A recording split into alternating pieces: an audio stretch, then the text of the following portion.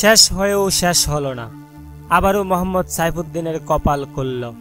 অধিনায়ক শান্তর অনুরোধে আজ রাতেই বিশ্বকাপ খেলতে যুক্তরাষ্ট্রে উড়াল দিচ্ছেন মোহাম্মদ সাইফুদ্দিন। হ্যাঁ দর্শক, এসবের বিস্তারিত জানতে সম্পূর্ণ ভিডিওটি দেখার অনুরোধ রইল।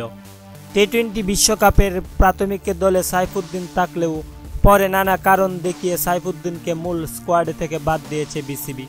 সাইফুদ্দিনকে বাদ দেওয়ার কারণ জানিয়েছেন অধিনায়ক শান্ত ও বিসিবি সভাপতি নাজমুল হাসান পাপন। অন্যদিকে মেহেদী হাসান মিরাজ প্রথমে অতিরিক্ত প্লেয়ার হিসেবে স্কোয়াডে জায়গা পেলেও শেষ পর্যন্ত তানভীর ইসলামকে দলে নিয়েছে বিসিবি।